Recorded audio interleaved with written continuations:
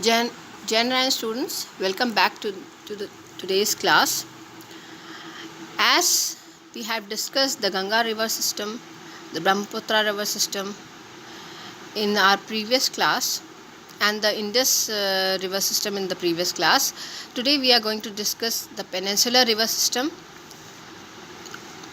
Yesterday, I had asked you to, as in your homework, to mark the Indus, the Ganga and the Brahmaputra river systems on the map of India, and also I have told you to jot down few important points.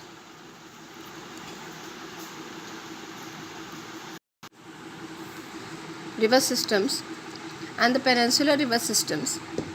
Today, see, on this map of India, we have provided you all the major rivers of India, that is the Satluj, the Mahanadi, the Godavari, Krishna, Kaveri,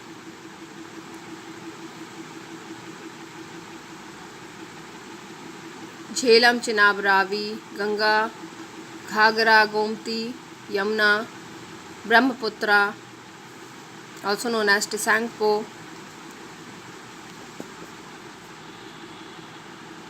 Now we concentrate on the Narmada river system, one of the peninsular rivers of India.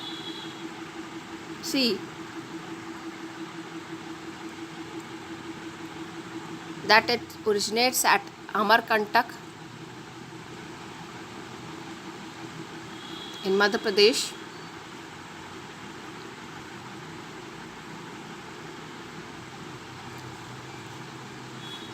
Narmada in Sanskrit means the river of pleasures. Again, in today's video, I would like to highlight that this particular chapter is a map-based chapter, as the syllabus has been revised by CBSE. But few informations are provided to you to get a better know-how and to get familiarize yourself with the map of India, as well as to provide you information which are really important from the point of view of geography, as well as knowing your own country. As whenever any place or any river would be referred, you will be able to demarcate the particular state in which it flows, what are the specialties of that particular river, as well as you will be able to associate yourself about the location of that particular place and your position.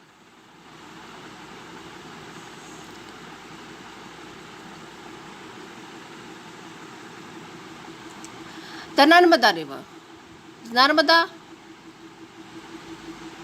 also called the Riva, in a river in central India and the fifth longest river in the Indian subcontinent. It is the third longest river that flows entirely within India after the Godavari and the Krishna. It is also known as the lifeline of Madhya Pradesh for its huge contribution to the state of Madhya Pradesh in many ways. It forms the traditional boundary between northern India and the southern India and flows westward over a length. So, by this note, you can very well imagine how much important this Narmada river is.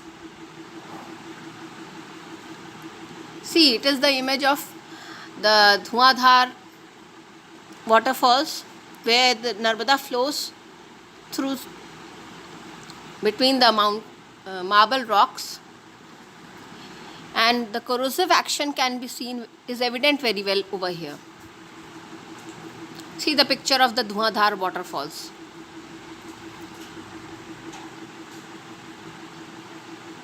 Now we come over to the Tapi basin.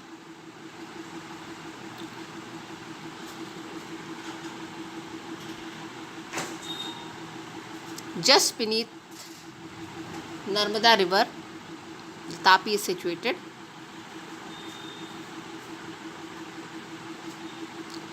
The river in India, the Tapi ancient origin name, Tapi river, is a river in central India. Its approx length is 724 kilometers. Basin area is 65,145 kilometers square. Source is the Satpura range. Now, the Narmada, as we have read, rises in the Amarkantak, and Tapi arises from the Satpura range. Mouth is from Gulf of Kambat, country India. Cities from which it flows is Surat,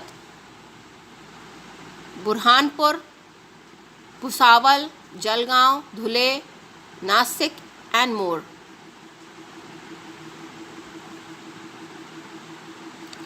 Coming to the Dakshin Ganga or Godavari or the Dakshin Ganga. See, in the zoom in map of India, we can trace Trambakeshwar, Nasik, Pithan, Nanded, Bisar,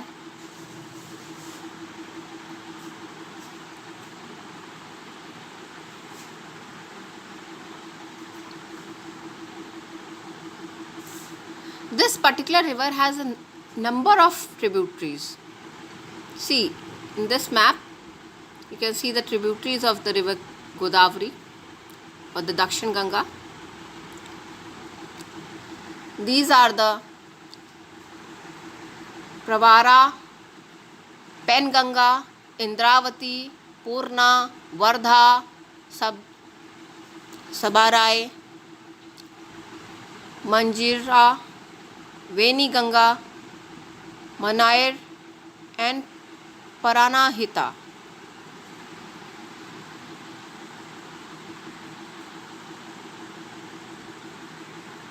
These are the main tributaries of the river Godavari or the Dakshin Ganga. It is the biggest river in South India. It originates at Trambakeshwar in Nasik district of Maharashtra. Its total length is 1465 kilometers. Covers an area of 694 kilometers in Maharashtra state, travels in 767 kilometers in Andhra Pradesh states. In Telangana, its portion is of 653 kilometers, and Andhra it is 114 kilometers. So you can imagine how much area Godavari river covers. See, it is an map from the space.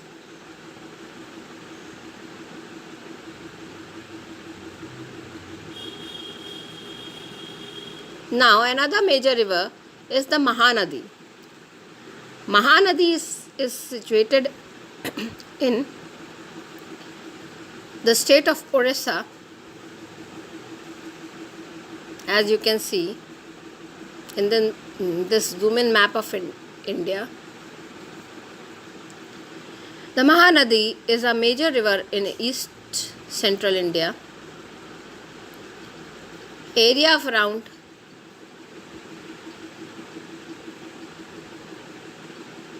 1,41,600 square kilometers and has a total course of 858 kilometers. The river flows through the state of Chhattisgarh and Orissa. Its length is of 858 kilometers. Sources: Sihava. Bridges across this river. Specialty is that the second Mahanadi rail bridge. Cities this river covers is Cuttack, Sambalpur, Sonapur, Odisha, Bhuj, Birmam, Jarpur and the Sabalaya.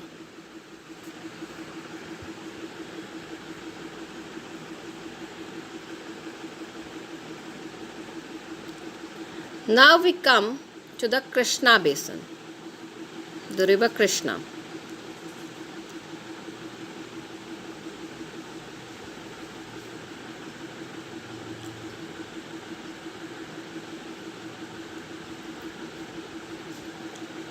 We have provided you a ample map support on the Krishna basin.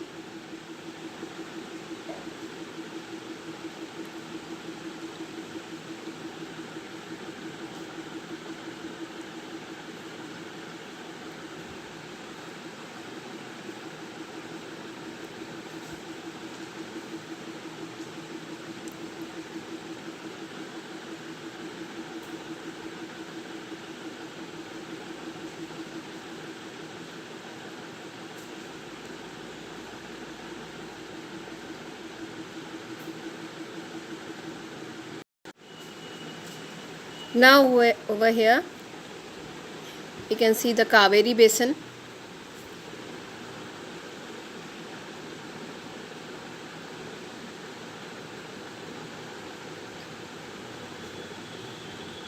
See the states of Karnataka, Tamil Nadu and Kerala.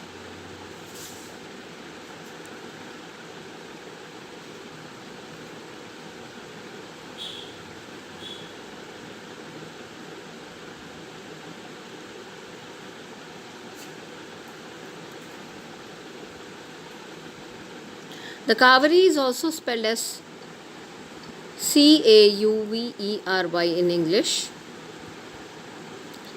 Is a large Indian river.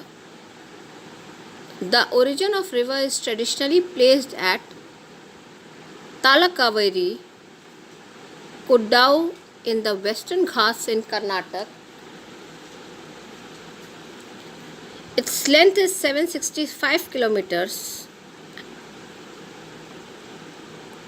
Source is Western Ghats.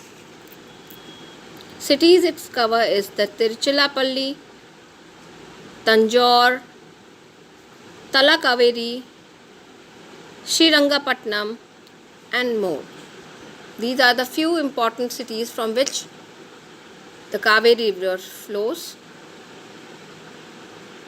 and it is the Shivasamudram waterfall which the Kaveri makes.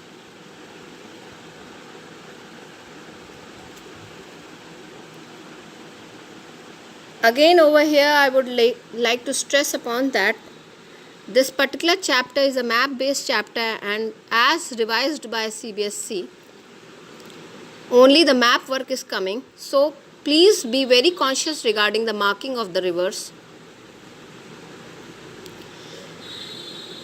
And I hope you all have done your homework regarding the marking of the perennial rivers or the Himalayan rivers.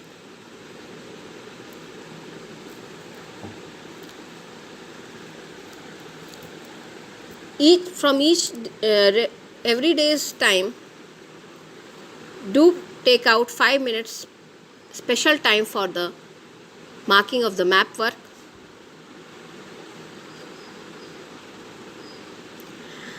Over here I am providing you benefits of a river. It is not only going to help you in increasing your knowledge, general knowledge, as well as it's also going to provide you points for writing essays, random essays. Also, it will help you to recapitulate the benefits of a river. Because the knowledge you get only from books is not sufficient. Rather you should try and increase and enhance your knowledge every time. So the first point, the river contains fresh water which is most necessary for man as well as animal for survival. They provide water for irrigation and cultivation available in abundance. They mark the soil rich in alluvial. These serve as areas of commerce. arteries of commerce. They are good for navigation. Estuaries near the shores, where the sweet water mixes freely with the salt water of the ocean, have proved to be the most biologically productive areas of the world. All types of fishes survive over here. Also, the rivers are harnessed for generation of the hydroelectricity.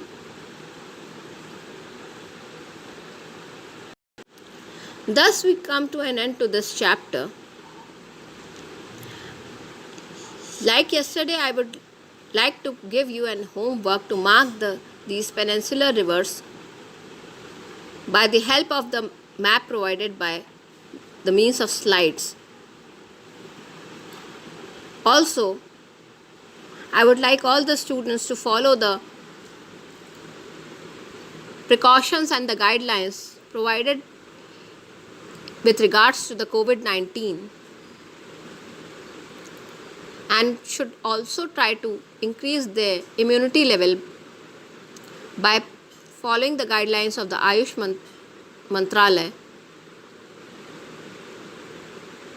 So, students, do practice your map and stay home, stay safe. We'll meet in your next class with. Till then, stay home, stay safe.